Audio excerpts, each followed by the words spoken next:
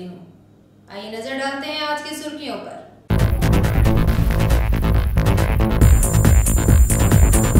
कोयला उद्योग के निजीकरण किए जाने तथा कमर्शियल माइनिंग के विरोध में सेंट्रल ट्रेड यूनियन द्वारा बुलाए गए 3 दिवसीय हड़ताल का मिला जुला असर विभिन्न कोलियरियों में देखा गया।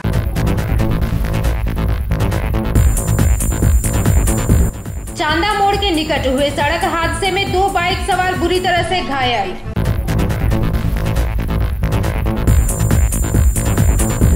नाबालिग लड़की की छुपाकर जोरों शोरों से चल रहे विवाह को प्रशासन द्वारा रोका गया।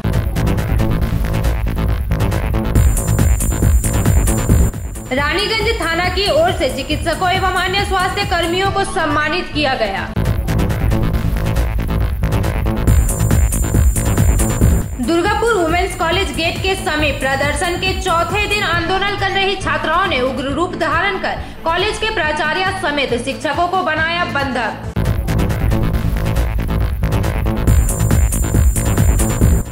गुरुवार की सुबह को इंद्रप्रस्थ इलाके में रक्तदान शिविर का आयोजन किया गया।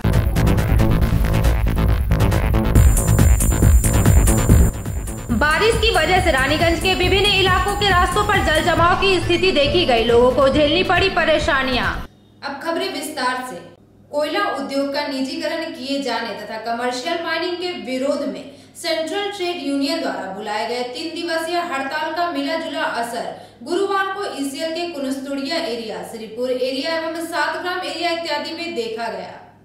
कोयला उद्योग का निजीकरण किए जाने तथा कमर्शियल माइनिंग के विरोध में सेंट्रल ट्रेड यूनियन द्वारा बुलाए गए 3 दिवसीय हड़ताल का मिला जुला असर गुरुवार को ईसीएल के कुनस्तुड़िया एरिया, श्रीपुर एरिया एवं सातग्राम एरिया में देखा गया। एक और जहां ज्वाइंट एक्शन कमेटी के C2 नेता सचिव विवेक होम चौधरी ने बताया कि पूरे ईसीएल में 95 से 98% हड़ताल सफल रही। झांझरा कोलियरी में KKSC के साथ थोड़ी बहुत विवाद हुई परंतु पूर्णतः हड़ताल सफल रही। वहीं दूसरी ओर कोयला खदान श्रमिक कांग्रेस के महासचिव हरेराम सिंह ने इस हड़ताल को विफल बताया। उन्होंने कहा कि कुनस्तुड़िया एरिया अंतर्गत अमृतनगर कोलियरी में जहां उत्पादन अन्य दिनों की अपेक्षा अधिक रही, वहीं KKSC नेता मोहम्मद साबिर के नेतृत्व में श्रमिकों की उपस्थिति भी सामान्य दिनों से अधिक रही। इसी क्रम में ईसीएल के JK नगर कोलियरी में भी बंद के समर्थन में विभिन्न श्रमिक संगठनों की ओर से आंदोलन किया गया, जहां C2 के काशीनाथ यादव ने केंद्र सरकार की कोयला नीतियों की कड़ी आलोचना की है। कमर्शियल माइनिंग मतलब क्या है? कमर्शियल माइनिंग का ये सरकार चाह रही है कि हमारे जितने भी कोयला का ब्लॉक्स है उनको मालिक को नीलाम कर दिया जाए। इनका परंपरा मतलब बहुत पहले से ही चल रहा है। जैसे 2014 में बीजेपी की सरकार आया और जितना हम लोग का अधिकार अर्जन था ये टोटल धीरे धीरे उनको ख़त्म कर दिया। और जो 1973 में जो हम लोग का सरकारीकरण हुआ था, धीरे धीरे जैसे हम लोग नेशनलाइजेशन में थे उस तरह धीरे धीरे सरकार पूरा उसी रास्ता में हम लोग को ले जा रही है।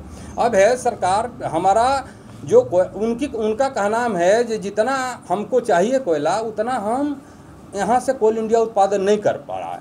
लेकिन आप आंकड़ा उठा करके देख सकते हैं कोल इंडिया के वेबसाइट से कि जितना हमारी ज़रूरत है उसका 83% हम कोल इंडिया हमारा भरपाई कर रही है।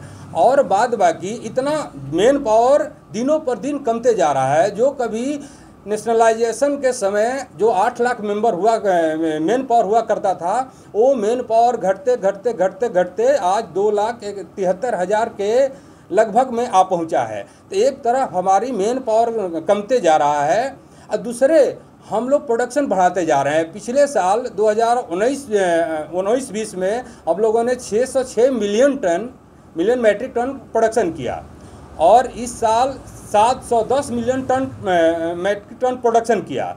तो मतलब जो हमारा रिक्वायरमेंट है उसका 83% हम लोग पूरा करते हैं। फिर भी कुछ पूरा हमारी खदानें कुछ पुरानी हो गई हैं जिसको हम लोग चाह रहे हैं जो अच्छी कुछ ब्लॉक्स हैं वो हम लोग को दिया जाए और हम लोगों का कुछ मेन पावर दिया जाए। जो बहुत सा pending death case pending, land loser का जितने भी अपॉइंटमेंट इम्प्लीमेंट है, सब पेंडिंग रखा हुआ है, वो किया जाए और कुछ पॉइंट पे दे करके यदि कुछ मेन पावर मिलता है तो हम लोग पूरा 100 का 100% कोयला का आपूर्ति कोल इंडिया कर देगी। मेन सर आप लोगों का क्या दफा दाबी है? मेन दाबी 5 दफा दाबी है। 5 दफा दाबी है। पहला दाबी है कि जो हमारा कमर्शियल माइनिंग आप दे रहे हैं, हमारे प्राइवेटेशन का रास्ता जो ओपन कर रहे हैं, उसको आप वापस लीजिए, मेन दाबी है। दूसरा है जो कमज़ोर करने की दिशा में आप ले जा रहे हैं, ये ठीक नहीं है। और है CMPDIL, जो हम लोग का टेक्निकल चीज़ जो था, वो हम रिसर्च करती थी जो कहाँ पर हमारे भूसंपदा क्या क्या है, उनको कोल इंडिया से अलग कर दिया जा रहा है। मतलब हमारा एक हाथ को काट देंगे तो फिर रिसर्च करने वाले तो लोग नहीं रहेंगे, तो उनको बोलते हैं कोल इंडिया से अलग कर देंगे। वो किए भी हैं, तो उनको हम लोग मांग किए हैं जो उनको हमको कोल इंडिया में वापस दिया जाए।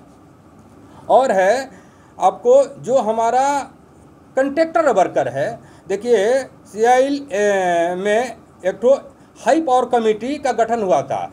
कोल वर्कर का जो जितने फेडरेशंस हैं JBCCI में, वो हाई पावर कमेटी एक तो हुआ था। वो आपको 2018-2013 को, और वहाँ निर्णय किया गया ये एक तो लमसम मिनिमम एक तो मजदूरी होता है, वो कॉन्ट्रेक्चुअल वर्कर को दिया जाएगा। तो वो 2013 से तय है, लेकिन उसके कितना कहने के बाद भी सरकार वो कॉन्ट्रेक्चुअल वर्कर को पैसा नहीं देती है। कहीं 200, कहीं 250, 300 में उनको काम कराती है। तो मांग है ये उनको, और है सबसे बड़ा मांग, ये जिन कॉन्ट्रेक्चुअल वर्कर को आप यहाँ पर कॉन्ट्रैक्ट में खटा रहे हैं, उनको परमानेंट कर दीजिए, हमारे कोल इंडिया में ले लीजिए। जब हमारे मेन पावर को ज़रूरत है और वो काम कर ही रहे हैं, तो हमारे साथ उनको जोड़ लीजिए, तो जो आपकी शॉर्टफॉल हम इसको पूरा कर देंगे। और है ये नेशनल वेज एग्रीमेंट में जो क्लॉज 930, 940, 950, वो जो एग्रीमेंट हुआ है उसको लागू करें। नाम हुआ हमारा काशीनाथ यादव, जेकनकर प्रोजेक्ट में एक्टिव एम्प्लॉई के जगह पर कार्यरत हैं। और सबसे दुख की बात हमको जो लगता है कि लोग काम नहीं कर रहे हैं, जिसके चलते कोयला का प्रोडक्शन लॉस हो रहा है, ध्वस्त में जा रहा है। अब मान लीजिए कोई भी सरकार चुन के जाती है, कोई भी नेता हो, वो कोई क्लियर इस बात को नहीं करता है। हम बहुत नम्र आग्रह करना चाहते हैं कि यदि सचमुच में हम दोषी हैं, इस दोष का मतलब पर्दाफाश किया जाए जो हम दोषी हैं। एक तो हम इतना काम करते हैं, फिर भी हमको माने क्या किया जाता है, आरोप लगाया जाता है। इतना गलत आरोप, ये हम लोग को बर्दाश्त नहीं हो रहा है। इसलिए हम लोग को पूर्व प्रधानमंत्री जी से आग्रह है कि आप गरीबों के मसीहा बोल करके आए, लेकिन गरीबों को प्रति उल्टा जा रहे हैं। तो आप गरीबों, सचमुच में यदि गरीब के बारे में यदि आप सोचते हैं, तो ये अपना निर्णय को आप वापस लें और गरीबों को बचाएं।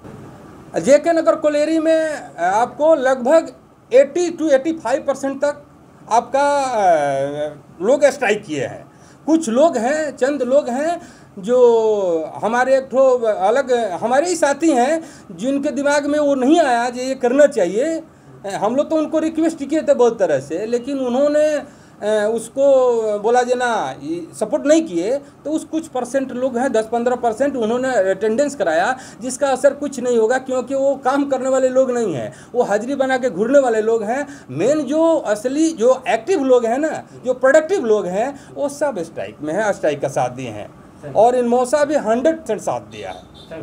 इसके अलावा कुनुस्तुड़िया कोलियरी ज्वाइंट एक्शन कमेटी के सदस्यों के साथ KKSC प्रतिनिधियों की वाद विवाद भी हुई। स्थानीय सीटू नेता किशोर घटक एवं HMS के ओकेश अहमद ने बताया, कोलियरी प्रबंधन गुरुवार को 9 बजे तक हाजिरी कराना चाहते, जबकि सामान्य दिनों पर 8:30 बजे तक ही हाजिरी की जाती है। इसका विरोध जब ज्वाइंट एक्शन कमेटी के प्रतिनिधियों ने किया तो KKSC ने मैनेजमेंट का साथ देकर जैक का विरोध किया। दूसरी ओर स्थानीय KKSC के नेता आशीष कुमार ने बताया कि ज्वाइंट एक्शन कमेटी द्वारा दोहरी नीति अपनाई जा रही है। यहाँ श्रमिकों का हमदर्द बनते हुए कमर्शियल माइनिंग का विरोध करने का दिखावा किया जा रहा है।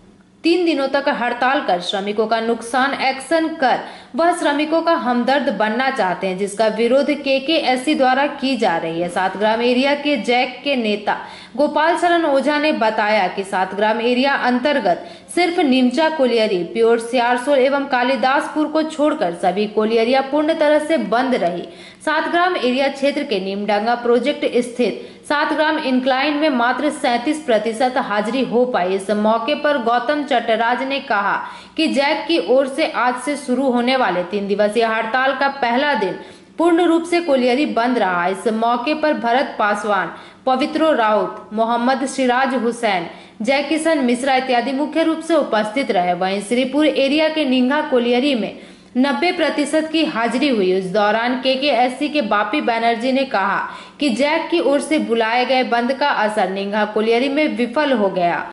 तृणमूलेर घाटी आज अमितनगरेर श्रमिक बंधु आरेकबार प्रमाण करलो जे कर्मनाशा बंदेर बिरुद्धे आमादेर जे लड़ाई, ममता बनर्जीर लड़ाई, ममता बनर्जीर आदर्श, ममता बनर्जीर अनुप्रेरणाके माथाय रेखे 2011 सालेर पर थेके ममता बनर्जी डाक दिएछिलो जे आमरा कर्मनाशा बंदेर बिरुद्धे।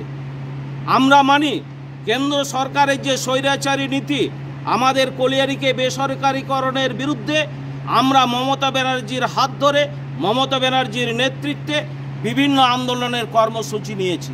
विगत दिने आमरा कलकाताय कोल इंडिया घेराव करेছি। बर्तमाने आमरा प्रत्येक एरियाते धर्नाय बसेছি। आमादेर इसिएलेर हेड अफिस आमरा साक्तरियातेও धर्ना बसेছি।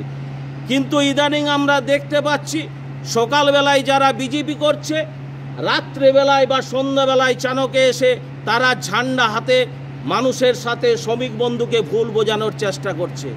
আমরা ওই বিজেপি বন্ধুদের কাছে একটা কথাই বলতে চাই, সিপিএম এর মুখোশধারী ওই বিজেপিরা মোড়ে দেখা যাবে বিজেপির নামে জিন্দাবাদ করবে আর আমাদের চানকে এসে শ্রমিক বন্ধুকে বিরোধ পথে নিয়ে যাওয়ার চেষ্টা করবে। কিন্তু আমাদের অমৃতনগরের শ্রমিক বন্ধু আজ উপযুক্ত শিক্ষা দিয়েছে। বিগত দিনের মতো আজকের দিনেও এই কর্মনাশা বন্ধকে ব্যর্থ করেছে। তার জন্য আমাদের কোলিয়ারি ইউনিটের সেক্রেটারি মোহাম্মদ সাবিরের নেতৃত্বে আমরা সমস্ত শ্রমিক বন্ধুকে অভিনন্দন জ্ঞাপন করছি। তার সাথে সাথে আমরা এই কর্মনাশা বন্ধকে ব্যর্থ করছি। জয় হিন্দ, বন্দে মাতারাম, মামাটি মানুষ জিন্দাবাদ, শ্রমিক কক্ষ জিন্দাবাদ, মমতা ব্যানার্জি জিন্দাবাদ। কথা বলতে চাই, আমাদের গতকাল যে মেন পাওয়ার ছিল আমাদের জেনারেল শিফটে 303 জনের হাজিরি হয়েছিল, কিন্তু আজ শ্রমিক বন্ধুরা প্রমাণ করলো কালকার থেকে আজ হাজিরার সংখ্যা বেশি, 313 জন শ্রমিক বন্ধু হাজিরি করেছেন। অটোমেটিক আপনারা বুঝতে পারছেন যে আমাদের 100% আজকে হাজিরার সংখ্যা। इस मौके पर नारायण साव, कल्याण महंती इत्यादि उपस्थित रहे। शिवडांगा एसएसआई कोलियरी 40% की हाजिरी हुई। इस बंद के दौरान जैक से संबंधित एचएमएस एवं जेसीसी के सदस्य रमनिका मंडल ने बताया कि कोल इंडिया को निजीकरण करने के विरुद्ध में गुरुवार से होने वाले 3 दिवसीय हड़ताल का प्रथम दिन बंद का असर पूर्ण रूप से पड़ा है, लेकिन जो विरोधी दल के लोग हैं वे श्रमिकों को जोर जबरदस्ती कर कार्य करवा रहे हैं। इस दौरान वीरेंद्र महतो, रामाधर हरिजन, रामकुमार नोनिया, राजेंद्र यादव, पिंटू चक्रवर्ती इत्यादि मुख्य रूप से उपस्थित रहे। কয়লা শিল্পে সারা ভারতবর্ষ ব্যাপী আমাদের যে কেন্দ্রীয় 5টি ট্রেড ইউনিয়ন আছে এবং তার সাথে অসংখ্য ছোট বড় ইউনিয়ন যারা কয়লা ক্ষেত্রে কর্মরত, সব ইউনিয়ন একযোগ হয়ে 5 দফা দাবিতে আগামী আজ থেকে অর্থাৎ 2 থেকে 4 তারিখ অবধি আগামী 4 তারিখ অবধি সর্বভারতীয় কয়লা খনি ধর্মঘটের ডাক দিয়েছে। এই কারণেই প্রথম যে দাবি, সেই দাবি হচ্ছে যে কয়লা ক্ষেত্রে কমার্শিয়াল মাইনিংয়ের নাম করে আমাদের কোল ইন্ডিয়াকে লাটে উঠিয়ে দেওয়ার যে চক্রান্ত ভারত সরকার করছে, সেই কমার্শিয়াল মাইনিংয়ের সিদ্ধান্ত আপোষ নিতে হবে, প্রত্যাহার করতে হবে। কমার্শিয়াল মাইনিংয়ের মাধ্যমে আমাদের যে কয়লা ভাণ্ডার, আমাদের দেশের যে কয়লা ভাণ্ডার, সেই কয়লা ভাণ্ডারকে দেশি বিদেশি কর্পোরেট জগৎ যে আছে, কর্পোরেট মালিক যারা আছে, সেই দেশি বিদেশি লুটেরাদের হাতে তুলে দেওয়ার চক্রান্ত করছে। আমরা তার প্রতিবাদ করছি। আমরা বলতে চাই যে আমাদের ভারতের মাটির নিচের যে সম্পদ আছে, যে গুরুত্বপূর্ণ সম্পদ কয়লা, যে খনিজ সম্পদ আছে, সেই সম্পদের মালিকানা সরকারের থাকবে এবং সেই সম্পদ থেকে যা মুনাফা হবে তা দেশের কোষাগারে যাক সরকারের ঘরে সেই মুনাফা যাক, আমাদের দেশের অমূল্য সম্পদের মুনাফা কেন হচ্ছে যে বেসরকারি যে দেশি বিদেশি পুঁজিপতি আছে তাদের হাতে যাবে? আমরা জানি যে আমাদের 1971 সাল থেকে পর্যায়ক্রমে 1973 সাল অবধি যে কয়লা খনি জাতীয়করণ করা হয়েছিল, এবং কয়লা খনি জাতীয়করণের পূর্বে ভারতবর্ষের কয়লা মজদুরদের যা অবস্থা ছিল, অত্যন্ত হচ্ছে দুর্বিষহ অবস্থার মধ্যে দিন যাপন করতে হতো। অত্যন্ত হচ্ছে যে শোষণ ছিল, বঞ্চনা ছিল, তাদের কোনো অধিকার ছিল না। এবং সেই জায়গায় দাঁড়িয়ে কয়লা খনি জাতীয়করণ হয়, এবং কয়লা খনি জাতীয়করণের সময় যে নিয়ম করা হয়েছিল, সংসদে যে আইন পেশ হয়েছিল যে আমাদের ভারতের যে মাটির নিচের যে সম্পদ কয়লা, সেই কয়লা কোনোদিন কেউ ব্যক্তি মালিকানা সংস্থা কয়লা তুলতে পারবে না, কয়লা বাজারে বিক্রি করতে পারবে না, যদি করে তার জেল হবে, জরিমানা হবে, এই আইন ছিল। আমরা দেখতে পাচ্ছি কি যে ধীরে ধীরে এবং নরেন্দ্র মোদী সরকার সর্বোপরি কমার্শিয়াল মাইনিংয়ের নাম করে আমাদের যে কয়লা, সেই কয়লার মালিকানা দেশি বিদেশি মালিকদের হাতে তুলে দেওয়ার চক্রান্ত করছে, এবং কয়লা ক্ষেত্রে কে বন্ধ করার, কোল ইন্ডিয়াকে বন্ধ করার চেষ্টা করছে। আমরা দেখেছি ইতিমধ্যে নির্মলা সীতারামন যে কেন্দ্রীয় অর্থমন্ত্রী এবং যে প্রধানমন্ত্রী নরেন্দ্র মোদী, তাদের বক্তব্য, তারা বলতে চাইছে যে কয়লা ক্ষেত্রে সরকারি যে একচেটিয়া আধিপত্য, সেই আধিপত্য কায়েম করা হবে। অর্থাৎ সরকার নিজেই তার আধিপত্যকে রাখতে চাইছে না, সরকার নিজেই চাইছে না যে মুনাফা সরকারের ঘরে ঢুকুক, সে চাইছে মুনাফাটা হচ্ছে ওই সমস্ত আম্বানি আদানি, ওই সমস্ত দেশি বিদেশি যারা পুঁজিপতি আছে তারা কয়লা ক্ষেত্রে ব্যবসা করুক, এবং এমন আইন আনছে যে তার কোনো কয়লা ক্ষেত্রে কাজ করার অভিজ্ঞতা থাক বা না থাক, সে কয়লা খনি নিতে পারবে, এমন আইনের মধ্যে রাখছে। আগে বলেছিল যে কয়লার যে ভান্ডার থাকবে, সেই ভান্ডারে যত টাকা সম্পত্তি থাকবে তার উপর 4% টাকা অ্যাডভান্স দিতে হবে, সেসব তুলে দেওয়া হলো। বললো প্রথমে তুমি কয়লা খনি খুলো, কয়লা লুট করো, কয়লা বাজারে বিক্রি করো, তারপর তোমার যা মুনাফা হবে তার 4% টাকা তুমি কিস্তির মাধ্যমে তুমি দেবে। আমরা মনে করি এর থেকে একটা দুর্নীতির জন্ম হবে। যা মুনাফা হবে সেই মুনাফা তারা দেখাবে না, যা প্রোডাকশন হবে সেই প্রোডাকশন তারা দেখাবে না। আমাদের দ্বিতীয় দাবির মধ্যে আছে যে CMPDL তাকে হচ্ছে যে কোল ইন্ডিয়া থেকে বিচ্ছিন্ন করা যাবে না। এরা একটা সিদ্ধান্ত নিয়েছে যে CMPDL হচ্ছে আমাদের মাথা, কোল ইন্ডিয়ার ব্রেন হচ্ছে CMPDLই হচ্ছে যে ঠিক করে দেয় কোনখানে কত কয়লা আছে, কোনখানে কিভাবে কয়লা উত্তোলন হবে। আমাদের যে প্ল্যানিং, সেই প্ল্যানিংটা CMPDL করে, সেই CMPDLকে কোল ইন্ডিয়া থেকে বিচ্ছিন্ন করে। আমাদের ডিমান্ডের মধ্যে আছে যে হাইপার কমিটি ঠিকা মজদুরদের জন্যে যখন 10ম ওয়েজ বোর্ড হয়, 9ম ওয়েজ বোর্ড হয়, সেই সময়তেই আমাদের ট্রেড ইউনিয়নের পক্ষ থেকে, অন্যান্য ট্রেড ইউনিয়নের পক্ষ থেকে আমরা দাবি করেছিলাম যে ঠিকাদার মজদুরদের জন্যে কিছু একটা করা, তাদের হচ্ছে যে বেতন মান নির্ধারণ করার জন্যে কোনো একটা কমিটি তৈরি করা। তার ভিত্তিতে 9ম ওয়েজ বোর্ড যখন হয় তখনই হচ্ছে যে হাইপার কমিটি হয়েছিল, এবং সে হাইপার কমিটি কন্ট্রাক্ট মজদুর যারা ঠিকা মজদুর তাদের জন্য একটা বেতন কম নির্ধারণ করেছে। কিন্তু আমরা দেখতে পাচ্ছি যে বাস্তবের মাটিতে দাঁড়িয়ে সেই যে বেতন কম নির্ধারণ করেছে, সেই বেতন কম ঠিকাদার মজদুররা পাচ্ছে না। আমরা বলছি যে হাইপার কমিটির যা বেতন আছে, সে হাইপার কমিটির মধ্যে যা বেতন আছে সে অনুযায়ী ঠিকাদার মজদুর, কন্ট্রাক্টর ওয়ার্কার মজদুর, তাদের হচ্ছে যে সেই হিসাবে তাদের বেতন দিতে হবে। আমরা বলছি যে কোল ইন্ডিয়ার বেসরকারিকরণ চলবে না। আমরা দেখতে পাচ্ছি কি যে এখনও পর্যন্ত 29.65% শেয়ার ইতিমধ্যে কোল ইন্ডিয়া বিক্রি করে দিয়েছে, প্রায় 30%। আর যদি 21% শেয়ার কোল ইন্ডিয়া বিক্রি করে দেয়, তাহলে কোল ইন্ডিয়ার যে মালিকানা, সিদ্ধান্ত নেওয়ার যে মালিকানা, সেই মালিকানা চলে যাবে বেসরকারি মালিকদের হাতে। তার জন্য আমাদের এই সমস্ত ডিমান্ড নিয়ে আমরা নেমেছি, এবং আমরা মনে করি এই ডিমান্ড হচ্ছে কয়লা খনি শ্রমিকদের জীবনের বাস্তব যে সমস্যা, সেই সমস্যা নিয়ে ডিমান্ড। এই দাবিতে আমরা আন্দোলন করছি। আজকে আপনাদের এই কনুস্তরিয়া এরিয়ায় এই ধর্মঘটের সাড়া কেমন আছে? কনুস্তরি এরিয়ার ধর্মঘটের ব্যাপক সাড়া আছে, অভূতপূর্ব সাড়া আছে। আমরা দেখতে পাচ্ছি কি যে আজকে পড়াশিয়া বলুন, এদিক থেকে বাঁশরার, এখানে তো আমি দাঁড়িয়ে আছি, বাঁশরা হচ্ছে অত্যন্ত সফলভাবে ধর্মঘট হচ্ছে, পড়াশিয়ায় হচ্ছে, কনুস্তরিয়া হচ্ছে, বিভিন্ন কোলারিতে হচ্ছে। কিন্তু আমরা সকাল থেকে দেখতে পাচ্ছি যে কয়লা খনি কর্তৃপক্ষ এবং INTTUC অর্থাৎ তৃণমূল কংগ্রেসের যে একটা ট্রেড ইউনিয়ন আছে, তারা সকাল থেকে তারা তৎপর কিভাবে ধর্মঘটকে ভাঙা যায়, তারা নানানভাবে চেষ্টা করছে ধর্মঘট ভাঙার জন্যে ধর্মঘট যাতে সফল না হয়। আমরা অবাক হয়ে যাচ্ছি যে তারা একটা ট্রেড ইউনিয়ন এবং এই যে লড়াই, এই লড়াইয়ের মধ্যে কোনো রাজনীতি নাই। এই লড়াই শুধু কয়লা খনি শ্রমিকদের দাবি নিয়ে লড়াই, কিন্তু আমরা লক্ষ্য করছি যে তাদের ট্রেড ইউনিয়ন তারা হচ্ছে যে বিরোধিতা করছে।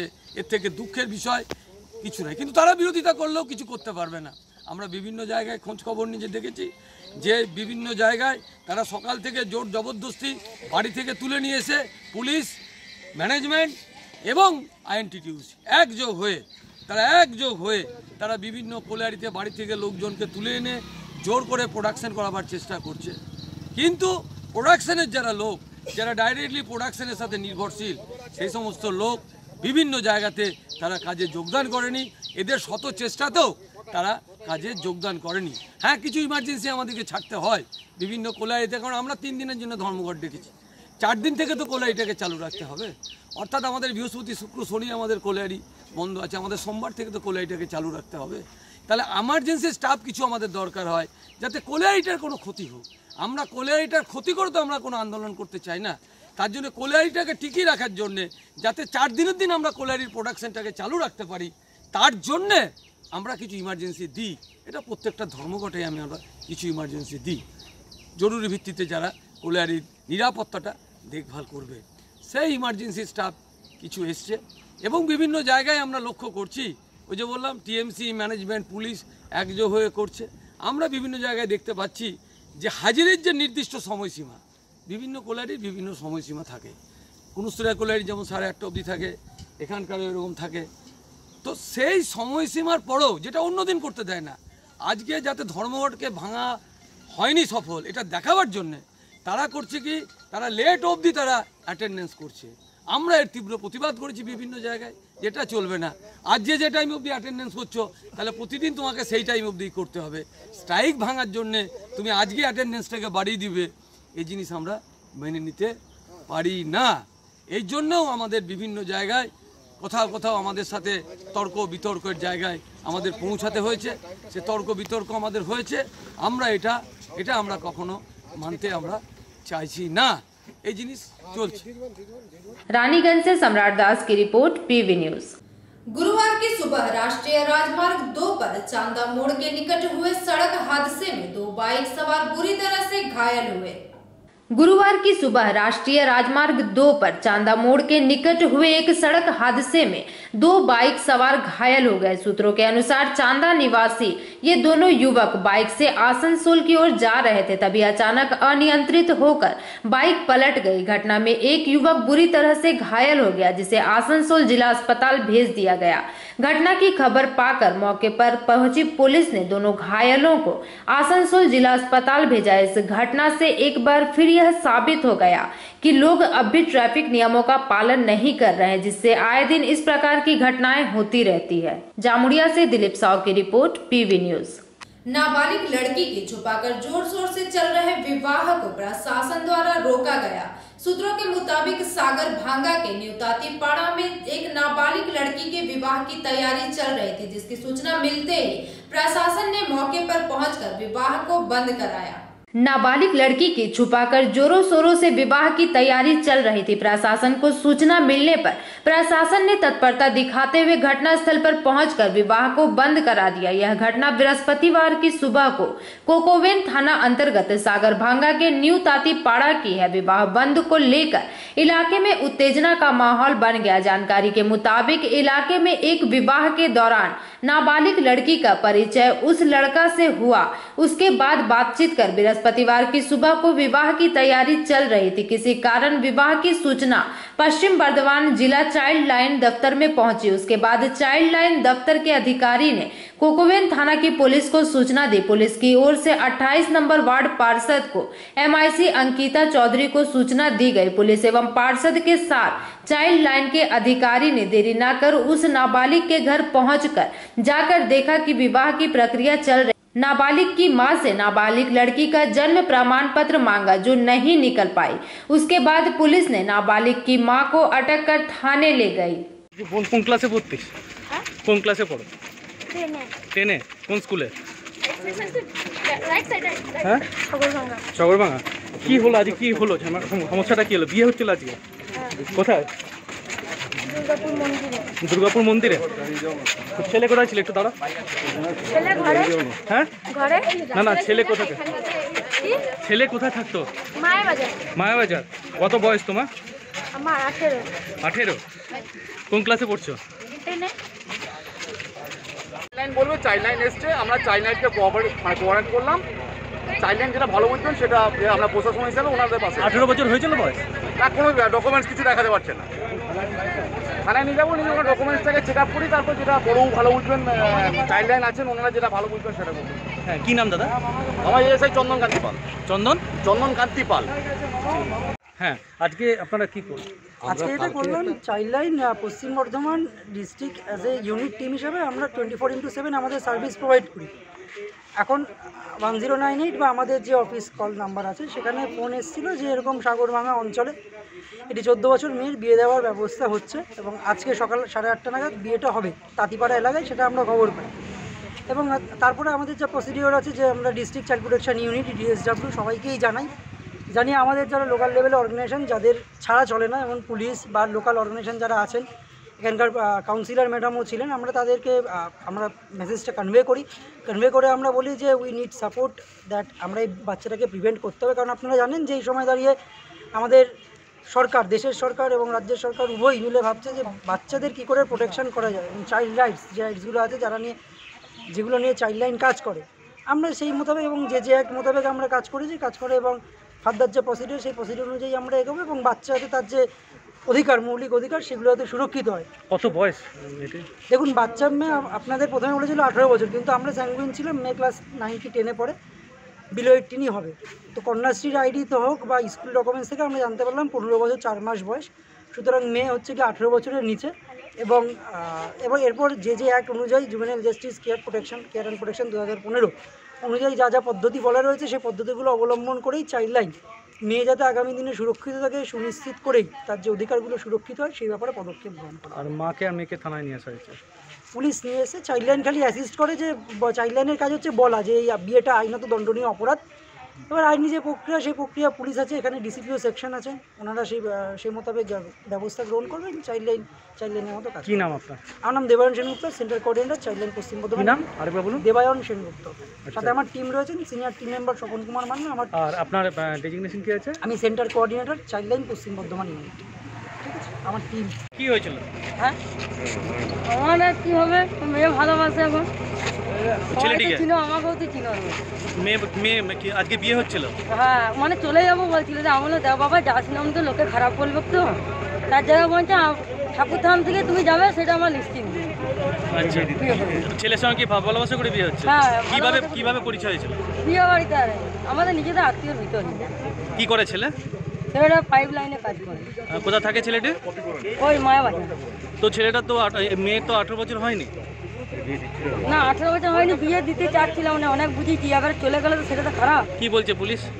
ওই ড্রাইভার সেটা ও কি বলছে সেটা পুলিশ কি বলবো আজকে এসে? বারণ করছে, আর কি বলবো। কি নাম তোমার? আমার নাম মিঠু। মিঠু কি দাস। ঘটেছিল? ঘটনাটা হচ্ছে এখানে একজন মহিলা, মানে যার বাবা, মানে তার সন্তানের বাবার অনেক ছোটো বয়সে মারা যায়, তিনি অভাবে তাড়নায় ভুগছেন, কিন্তু তিনি তার এক মেয়ের বিয়ে, যার এখন 18 বছর বয়স হয়নি, তার বিয়ে দেওয়ার উদ্যোগ নিয়েছেন এবং ওনার মা জানিয়েছেন যে মেয়ের নিজের ইচ্ছা এটা হচ্ছে, আমরা জোর করে দিচ্ছি না। কিন্তু 18 বছরের নিচে কোনো মেয়ের বিয়ে দেওয়ার কোনো নিয়ম নেই। মাননীয় মুখ্যমন্ত্রী বারবার বলেছেন যে মিনিমাম একটা বয়স পর্যন্ত আমাদের মেয়েদেরকে 18 বছর বয়স হতে হবে, না হলে তাদের শারীরিক মানসিক গঠন হয় না, যে বিবাহ পরবর্তী যে বিষয়গুলো থাকে সেগুলো তাদের পূর্ণতা পায় না। সেই কারণে আমরা যখন এটা খবর পাই, চাইল্ডলাইনের পক্ষ থেকে ওনাদের সাথে নিয়ে আমাদের সঙ্গে প্রশাসনও আছে, সবাই মিলে এসে আমরা এটার বিরোধিতা করি এবং এই বিয়েটা রোখার ব্যবস্থা। বিয়ে কোথায় হচ্ছিল? বিয়ে হচ্ছিল, ওনারা একবার বলছেন অঙ্গদপুর, একবার বলছেন রানীগঞ্জ, মানে বিভিন্ন সময় বিভিন্ন রকম বলছেন, আমরা এখনও সঠিক তথ্য জানতে পারিনি। আমরা সেই ছেলেকেও খোঁজখবর করা হচ্ছে, ছেলেকেও ডেকে পাঠাবো, প্রশাসনের সাহায্যে আমরাও সেই ব্যবস্থা নেব।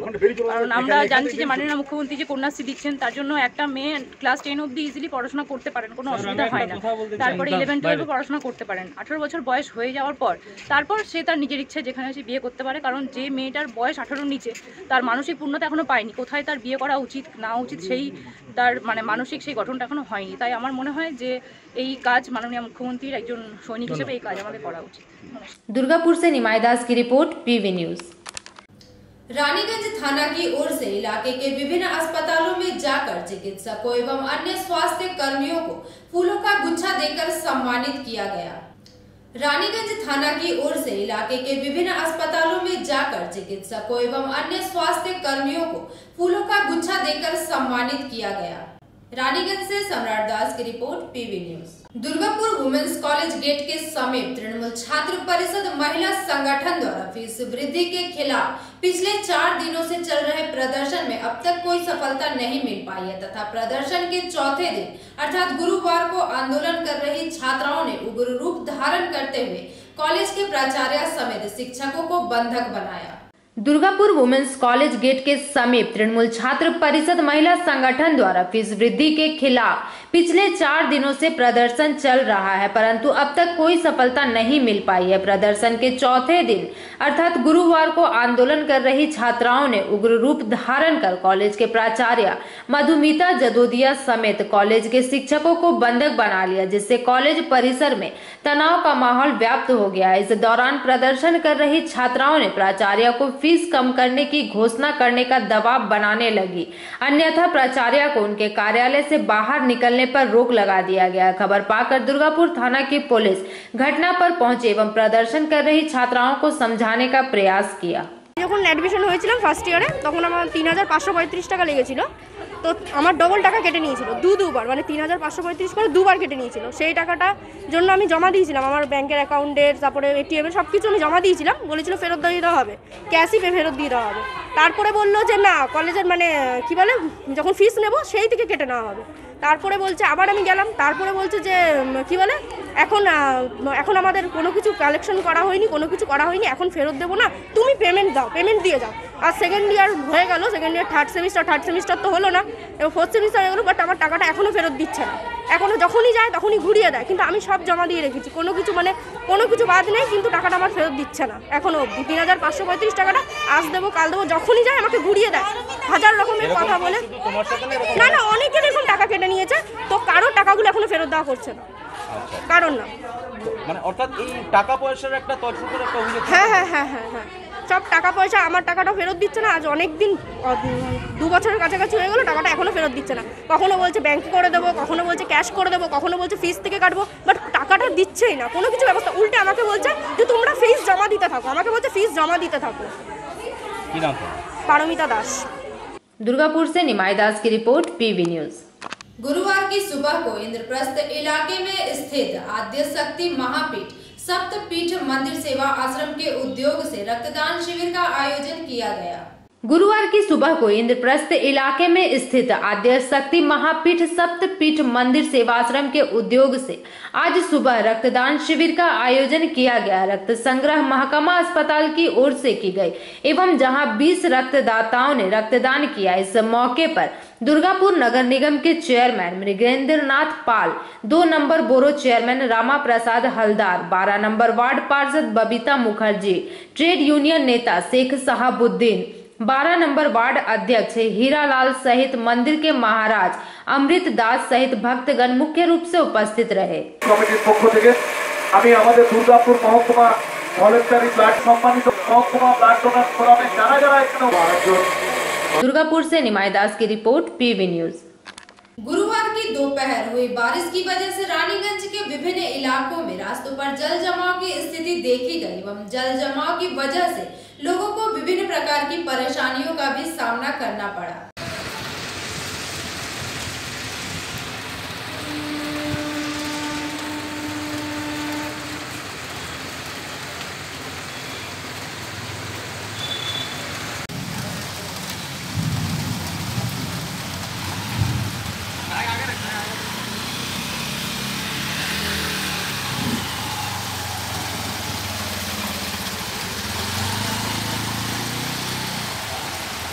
रानीगंज से सम्राट दास की रिपोर्ट, पीवी न्यूज। पश्चिम बर्धमान जिला कांग्रेस के सर्जक एवं पश्चिम बंगाल के पूर्व मुख्यमंत्री डॉक्टर विधान राय की जन्म जयंती एवं मृत्यु वर्षगांठ दुर्गापुर MAMC में मनाई गई।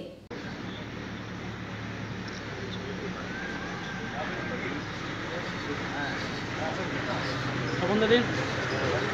ডক্টর পিসি রায়ের জন্মদিন এবং মৃত্যুদিন আমরা এটা পালন করে থাকি। আজকে সারা জেলার এবং সারা পশ্চিমবাংলায় ওনাকে শ্রদ্ধা জানানো হচ্ছে। বিশেষ করে দুর্গাপুরের মানুষ হিসাবে দুটো কথা বলি আপনাদের কাছে।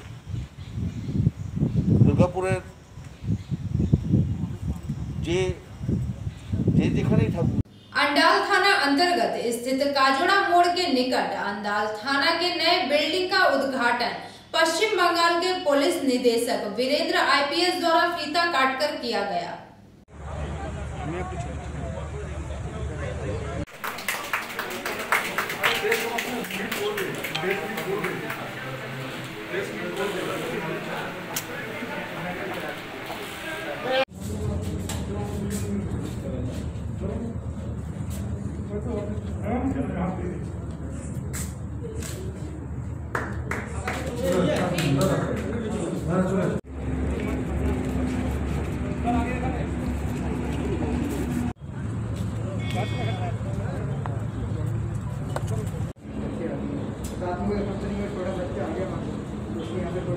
দুর্গাপুর পুলিশ কমিশনারে আসা হয়েছিল।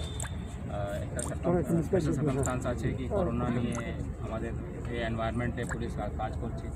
আমি আমাদের পুলিশ খুব ভালো কাজ করেছি, সবাইকে ধন্যবাদ জানাতে और যেভাবে কাজ করছে এইভাবে ভবিষ্যতে কাজ করতে থাকে এটা নিয়ে কথা বলতে আসলাম ওদের সঙ্গে। और তারপরে এখানে এসে সিপি সাহেব জানালেন ক্যান্ডাল পুলিশ স্টেশনে নতুন বিল্ডিং ইনগ্রেশন আছে, ওটা আপনার সামনে ইনগ্রেট করা হয়েছে। মাননীয় মন্ত্রী মাননীয় মাননীয় অতিথিগণ দুর্গাপুর কমিশনারে আসা হয়েছে। একটা স্পেশাল সার্কামস্টান্স আছে কি করোনা নিয়ে আমাদের এই এনवायरमेंटे পুলিশ কাজ করছে। আমি আমাদের পুলিশ খুব ভালো কাজ করেছি, সবাইকে ধন্যবাদ জানাতে और যেভাবে কাজ করছে এইভাবে ভবিষ্যতে কাজ করতে থাকে এটা নিয়ে কথা বলতে আসলাম।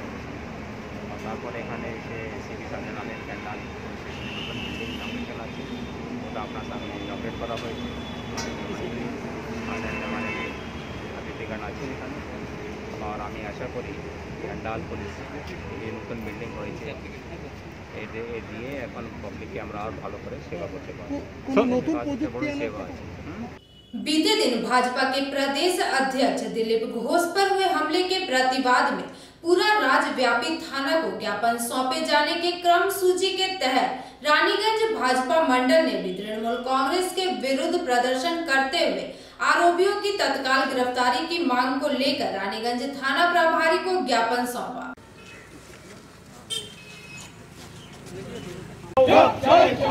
দিলীপ ঘোষের উপর আক্রমণ হলো কেন? তৃণমূল সরকার জবাব দাও। বিজেপি লড়ছে লড়বে,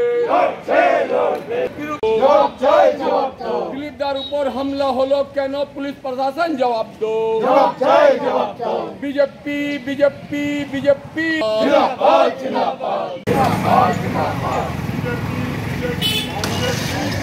হামলা হলো কেন? তৃণমূল দিলীপদার উপর হামলা হলো কেন? তৃণমূল সরকার জবাব দো। দিলীপদার উপর হামলা হলো কেন? মমতা ব্যানার্জি জবাব দো। বিজেপি বিজেপি ভারত মাতা কি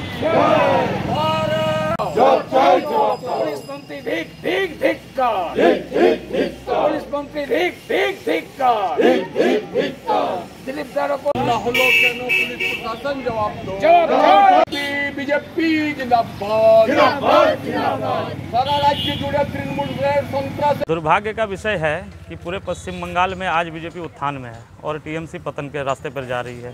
पतन का कारण उसको समझ में नहीं आ रहा है और उस पतन के रास्ते पर चलते हुए भी आज हमारे राज्य सभापति दिलीप घोष के ऊपर कल जो दुर्भाग्यजनक दुर्घटना घटी, तृणमूल गुंडा वाहिनियों द्वारा जो उनके ऊपर हमला किया गया, उसका हम लोग तीव्र प्रतिवाद करते हैं। इसी प्रतिवाद के कारण कल हम लोग एक विरोध प्रदर्शन भी किए थे और आज पूरे पश्चिम बंगाल में प्रत्येक थाने में डेपुटेशन का कार्यक्रम है भारतीय जनता पार्टी के तरफ से। वही कार्यक्रम आज हम लोग भी रानीगंज मंडल के तरफ से किया गया है। इसको यही कह सकते हैं कि खिसियानी बिल्ली खंबा नोचे। सत्ता तो अब हाथ से जाता हुआ दिख रहा है, उसी का छटपटाहट है कि आज हर एक ऐसा काम करने के लिए लोग उतर गया है कि समझ में नहीं आ रहा कि अच्छा क्या है और बुरा क्या है। राजेश कुमार मंडल, रानीगंज ब्लॉक सभापति। वंदे मातरम, वंदे मातरम, बीजेपी जिंदाबाद। मातरम वंदे मातरम वंदे मातरम वंदे मातरम बीजेपी जिंदाबाद जिंदाबाद जिंदाबाद बीजेपी जिंदाबाद। দিলীপ ঘোষের উপর যে আক্রমণ হয়েছিল তার প্রতিবাদে আজকে আমরা পুরো পশ্চিমবাংলায় প্রত্যেকটি মণ্ডলের তরফ থেকে থানা পাড়ি ঘেরাও কর্মসূচি এবং এটা রাজ্যের তরফ থেকে এই অত্যাচার যাতে আর না হয় এইভাবে বর্বর তৃণমূলের গুন্ডাগিরি যেভাবে চলছে একে প্রতিরোধ করার জন্য এবং রোকার জন্য আমরা আজ প্রত্যেক থানায় একটা করে ডেপুটেশন দিয়েছি। কাল তো আপনারা পদ অবরোধ করেছিলেন, এই বিষয়ে কোনো কি হলো যে দিলীপ ঘোষের যে দোষীরা শাস্তি ধরা পড়লো কিছু এখনো পর্যন্ত? না, এখনও পর্যন্ত সেরকম কোনো ধরা পড়েনি, তবে প্রশাসনের কাজ করছে। প্রশাসন তো নিরীহ, প্রশাসনের কিছু করার নেই। প্রশাসন চাইলেও যে কাজ করবে তার কারণ উপরমহল যে আছে ওনাদের আমলা যে আছে উনি তো প্রশাসনকে দাবিয়ে রেখেছে, যার জন্য প্রশাসনও নীরব। আপনার পরিচয়? আমার নাম সন্দীপ গোপ, आसनसोल साउथ मंडल प्रेसिडेंट। राज्य के पुलिस महानिदेशक श्री वीरेंद्र द्वारा 2 दिनों के लिए जिले का दौरा किया गया है। इसी क्रम में गुरुवार को वे आसनसोल आने के बाद उन्हें आसनसोल दुर्गापुर पुलिस आयुक्तालय में गार्ड ऑफ ऑनर दी गई तथा इसके बाद पुलिस अधिकारियों के साथ बैठक भी की गई। इस दौरान सुकेश जैन आयुक्त आसनसोल दुर्गापुर पुलिस आयुक्तालय के अलावा अन्य पुलिस अधिकारी मुख्य रूप से उपस्थित रहे।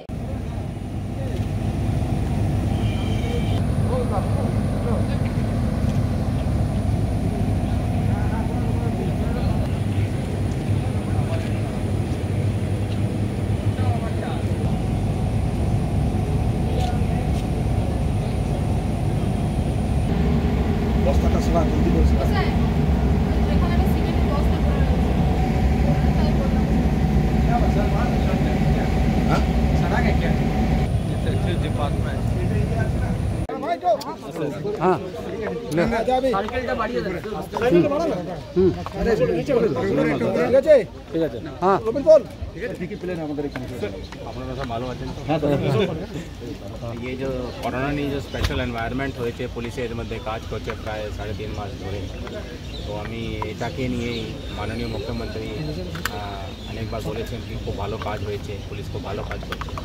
তো আজকাল আমি বিভিন্ন ইউনিটে যাচ্ছি আর এই ওর মধ্যেই ও সিকোয়েন্সেই আমি এখানে এডিপিসি দেওয়া আসছি। সবাইকে আমাদের যত আছে আমাদের কর্মীগণ বন্ধুগণ আছে কর্মীগণ আছে আমাদের সঙ্গে কাজ করছে সবাইকে ধন্যবাদ জানিয়েছি আমি আর ভবিষ্যতেও ভালো কাজ করার জন্য প্রোৎসাহিত করছি। আর এর মধ্যে বেসিক্যালি স্যার বললেন এখানে সেন্ট্রাল ডিসি সেন্ট্রাল অফিস আছে, এটা ইনগ্রেট করা হয়েছে আজকে, ডিডি অফিস ইনগ্রেট করা হয়েছে और अंडाल पीएसए नूतन बिल्डिंग হয়েছে ওটা হয়েছে। हम लोग तुम्हें क्या मैसेज दीजिएगा? সবাই ভালো থাকুন। যদি কারোর কোনো একটা জিনিস আছে আপনার সঙ্গে আছে আমি এটা সুযোগ নিয়ে বলতে চাইব, কোনো গুজবে কান দেন না আপনারা। সোশ্যাল মিডিয়া দিয়ে অনেক দুষ্প্রচার করা হয় অনেক টাইম, যদি কিছু এরকম থাকে তাহলে পুলিশকে খবর দিন, পুলিশ অ্যাকশন নিন। স্যার আইসি কোনো থানা কি আইসি হলো please. Bureau report PV news. अब चलते हैं छोटे से ब्रेक की ओर।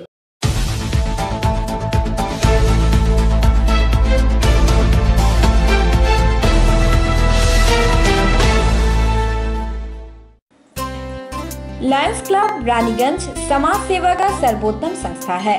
अत्याधुनिक आँखों की एवं समस्त रोगों की चिकित्सा के लिए आधुनिक अस्पताल है एवं model Lions DAV public school के साथ आधुनिक कम्युनिटी हॉल भी है, जहां शादी विवाह पार्टी भी होती है। यहां पार्किंग की भी सुविधा है। विशेष जानकारी के लिए संपर्क करें। Contact number 244-5205-3204। প্রকৃতির অনবদ্য উপাদানে তৈরি হনুমন্ত আটা, খাঁটি চানা বেসন, উৎকৃষ্ট মানের ডালিয়া, স্পেশাল ময়দা, ছোলার তৈরি বিশুদ্ধ ছাতু, সুস্বাদু সুজি ও পরিশুদ্ধ চিনি, মানেই স্বাদ ও আহ্লাদের complete package. Hanumanta products. PM & Sons, a complete shop जहां आपको घर की जरूरत की चीजें मिलेगी एकदम सही मूल्य पर। इलेक्ट्रॉनिक सामान जैसे LCD TV, washing machine, fridge, cooler, mixer grinder, oven बिल्कुल लेटेस्ट डिजाइनों में उपलब्ध है सिर्फ आपके लिए। इसके अलावा घर को सजाने के लिए विभिन्न तरह के फर्नीचर्स भी इसी शोरूम में देखे जा सकते हैं। दीवान पलंग से लेकर अलमारी, dining table, sofa set, chair भी है एकदम न्यू डिजाइन में। तो घर की सजावट और जरूरतों के सामान के लिए आज ही आए। हमारा पता है BM & Sons, NSB road near ICICI bank, शिशु बागान, Raniganj. Landline number 0341244546, mobile number 9434178071। রান্নাঘরের আমি রানী, আসল গুঁড়ো মশলাটা জানি, স্বাদে সুস্বাদু অল্প একটুতেই রান্নায় জাদু, সুগন্ধ সুরুচির বাহারে মনপসন্দ আহারে। মনপসন্দ গোটা ও গুঁড়ো মশলা ঠিক মনে হয়।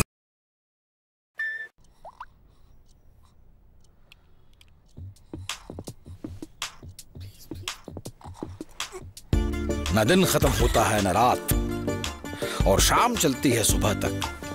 नई जनरेशन है भाई। ज़माने के यार है सब, मस्ती पे सवार है। जो मेहनत को मस्ती बनाए वही वाइज है। अरे डांस भी तो एक्सरसाइज है। ज़माने के यार है, हवाओं पे सवार है। मंजिल कहाँ है, कैसे पहुंचना है, नो कंफ्यूजन। दैट्स द नई जनरेशन।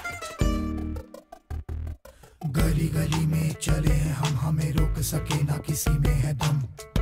बालों के रंग पे मत जाओ, बैटरी फुल है। इनके सामने तो अच्छों का डिब्बा गुल है। ज़माने के यार है। ये क्या है? नई जनरेशन है। आजकल इंडिया की हर जनरेशन नई जनरेशन है। इन्हीं के लिए आई है नई जनरेशन वाली एक्टिवा 4G।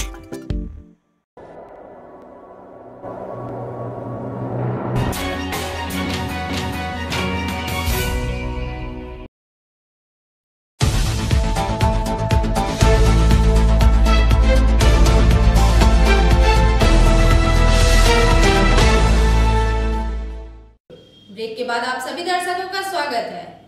गुरुवार की सुबह आसनसोल के गिरजा मोड़ में मेयर जितेंद्र तिवारी द्वारा एक वातानुकूलित महिला यात्री रिट्रीट का उद्घाटन किया।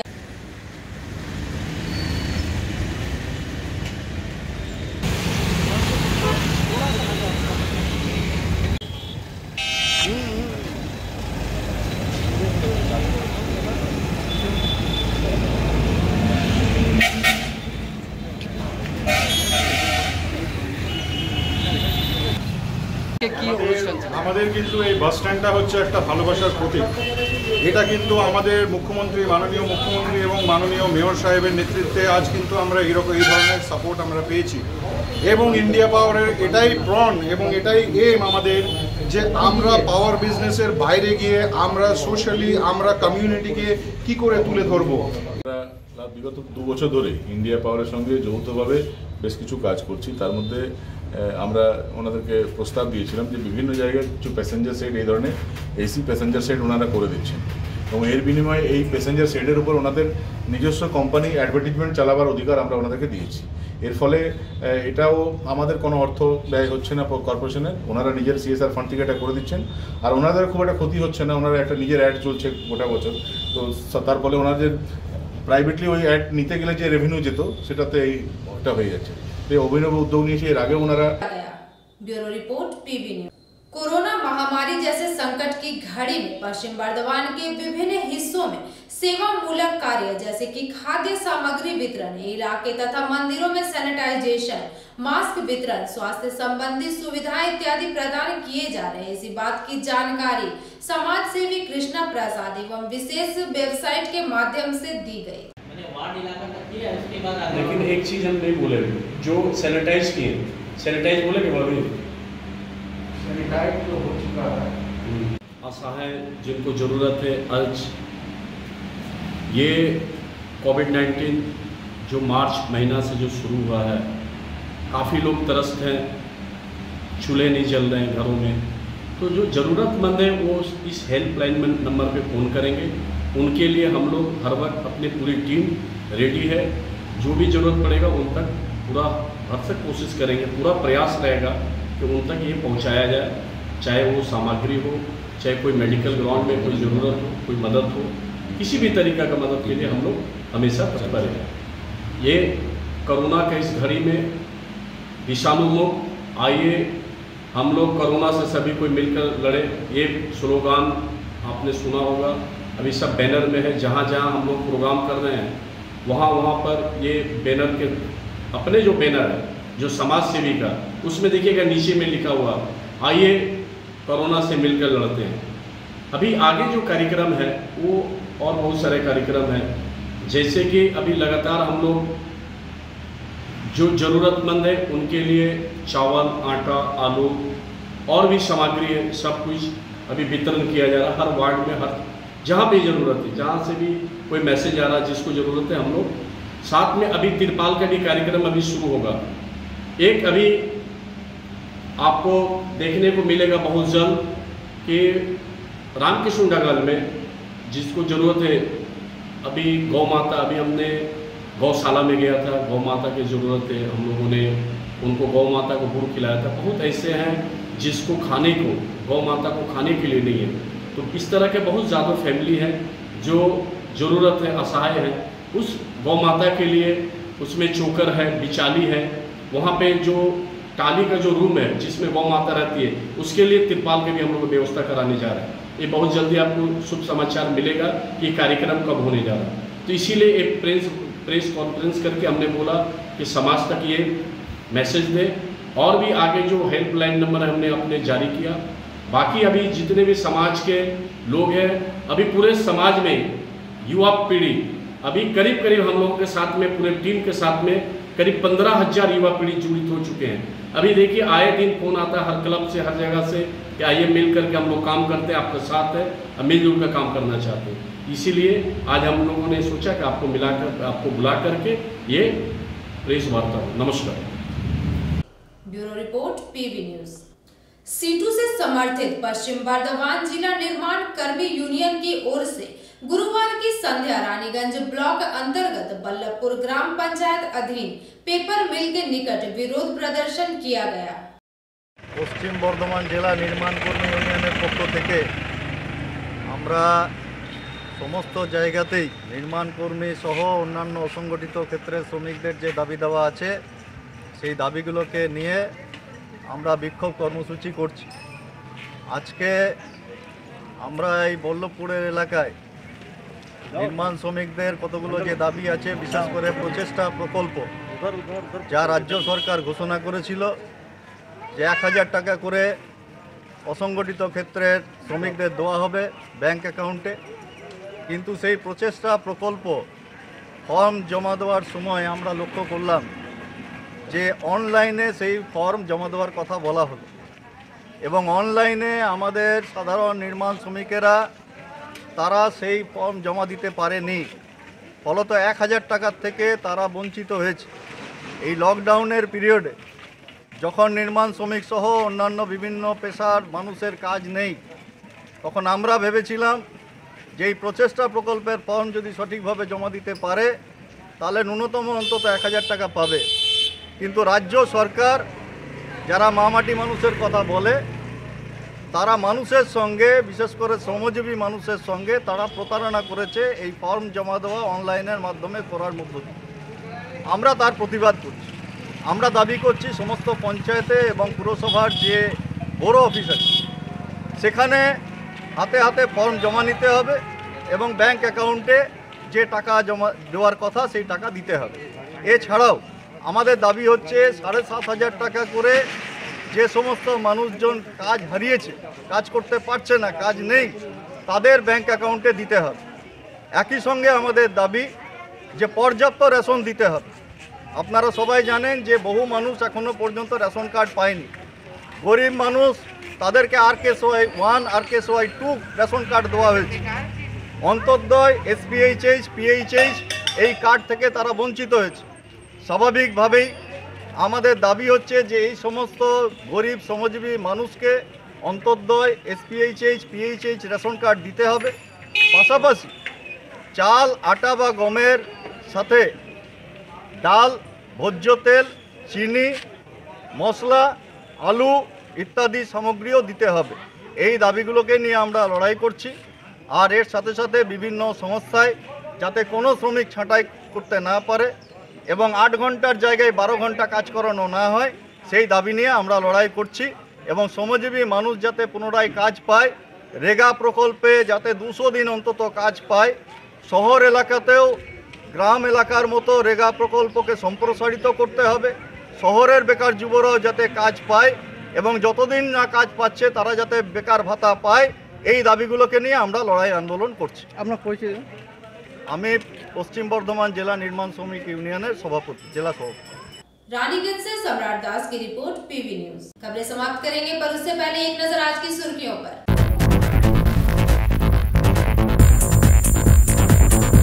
कोयला उद्योग के निजीकरण किए जाने तथा कमर्शियल माइनिंग के विरोध में सेंट्रल ट्रेड यूनियन द्वारा बुलाए गए 3 दिवसीय हड़ताल का मिला जुला असर विभिन्न कोलियरियों में देखा गया।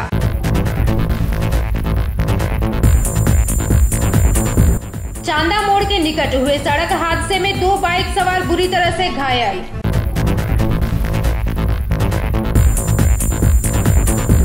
नाबालिग लड़की की छुपाकर जोरों शोरों से चल रहे विवाह को प्रशासन द्वारा रोका गया।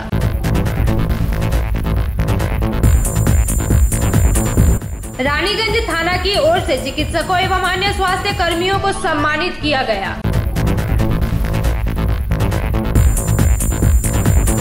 दुर्गापुर वुमेन्स कॉलेज गेट के समीप प्रदर्शन के चौथे दिन आंदोलन कर रही छात्राओं ने उग्र रूप धारण कर कॉलेज के प्राचार्य समेत शिक्षकों को बनाया बंधक।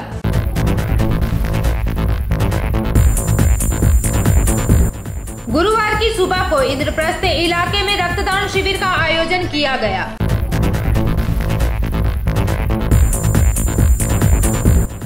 बारिश की वजह से रानीगंज के विभिन्न इलाकों के रास्तों पर जल जमाव की स्थिति देखी गई। लोगों को झेलनी पड़ी परेशानियां। आज के लिए बस इतना ही। देखते रहिए पीवी न्यूज। नमस्कार।